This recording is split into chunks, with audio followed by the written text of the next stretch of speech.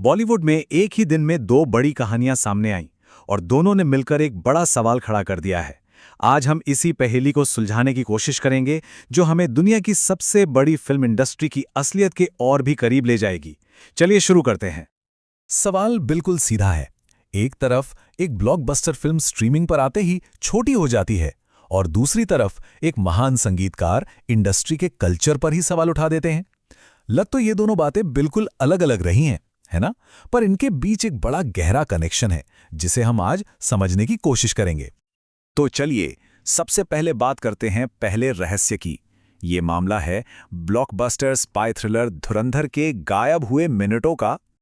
देखिए, box office पर जबरदस्त कामयाबी के बाद धुरंधर का ओटीटी रिलीज एक बहुत बड़ा इवेंट था। फैंस घर बैठे इस एक्शन फिल्म को दोबारा देखने के लिए पूरी तरह तैयार थे। लेकिन जैसे ही उन्होंने प्ले बटन दबाया, कईयों को लगा कि अरे, कुछ तो गड़बड़ है। फिल्म वैसी नहीं लग रही थी जैसी उन्होंने थिएटर में देखी थी। थिएटर में फिल्म की लंबाई थी 3 घंटे 34 मिनट, लेकिन जब ये नेटफ्लिक्स पर आई तो इसकी लंबाई घटकर रह गई 3 घंटे 25 मिनट। अब सवाल ये था कि आखिर ये बाकी के मिनट गए तो गए कहां? पूरे 9 मिनट। अब सोचिए, एक स्पाई थ्रिलर में 9 मिनट, मतलब कितने ही जरूरी सीन, डायलॉग या एक्शन सीक्वेंस हो सकते हैं। और बस फैंस ने सोशल मीडिया पर सवाल उठाने शुरू कर दिए। तो देखिए, ये सब हुआ कैसे। 5 दिसंबर को फिल्म थिएटर में हिट होती है। इसके बाद 29 जनवरी के आसपास अफवाहें उड़ती हैं कि ओटीटी पर एक लंबा अनकट वर्जन आएगा, जिससे फैंस का एक्साइटमेंट और बढ़ गया। लेकिन 30 जनवरी को जो रिलीज हुआ वो लंबा तो छोड़िए, उल्टा छोटा वर्जन था। तो सवाल ये उठता है कि ये 9 मिनट काटे किसने और क्यों? और यहीं से कहानी और भी दिलचस्प हो जाती है, क्योंकि हमें मिलते हैं दो बिल्कुल अलग अलग जवाब। तो इस मामले में ना दो एकदम अलग अलग कहानियां सामने आईं। एक तरफ मेकर्स का कहना था कि उन्होंने फिल्म में कोई कट नहीं लगाया और जो भी बदलाव हुए वो सिर्फ टेक्निकल वजहों से थे। लेकिन दूसरी तरफ से ये दावा किया गया कि नेटफ्लिक्स ने डायरेक्टर की सहमति के बिना ही फिल्म से पूरे 9 मिनट हटा दिए।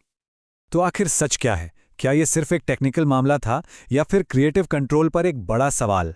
अब इस सवाल का जवाब तो साफ नहीं है, लेकिन कमाल की बात यह है कि ठीक इसी दिन एक और बड़ा विवाद खड़ा हो गया, जो इंडस्ट्री के अंदरूनी कंट्रोल और कल्चर पर ही सवाल उठा रहा था।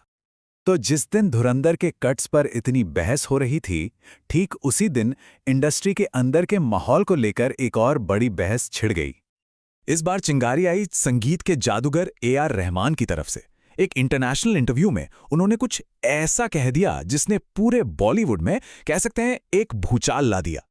रहमान साहब ने कहा कि अब इंडस्ट्री में फैसले वो लोग ले रहे हैं जो क्रिएटिव नहीं हैं, और उन्होंने ये भी इशारा किया कि शायद इसके पीछे एक सांप्रदायिक बात भी हो सकती है।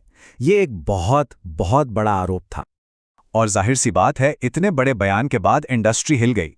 कई लोगों ने इस पर अपनी बात रखी, लेकिन एक आवाज़ थी जो सबसे अलग और मजबूती से सामने आई। और ये आवाज़ थी एक्ट्रेस रानी मुखर्जी की। उन्होंने रहमान के बयान से एकदम उलट बात कही। उन्होंने कहा कि बॉलीवुड तो सबसे सेक्युलर जगह है और यहाँ सिर्फ और सिर्फ टैलेंट और काबिलियत चलती है। तो अब हमारे सामने थे दो बड़े नाम और दो बिल्कुल अलग अलग नज़रिए।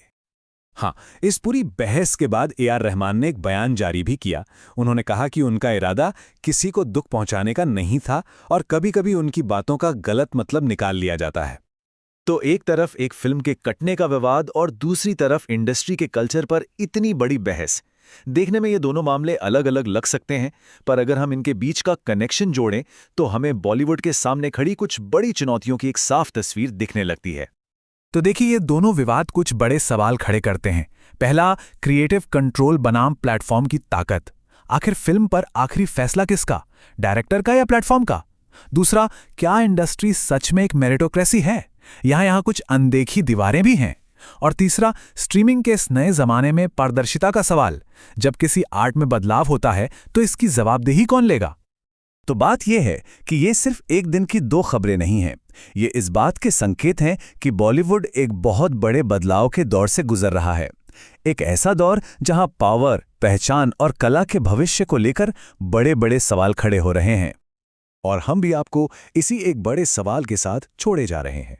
जैसे जैसे बॉलीवुड का कद दुनिया भर में बढ़ रहा है, इसकी कहानी को आखिर कंट्रोल कौन करेगा?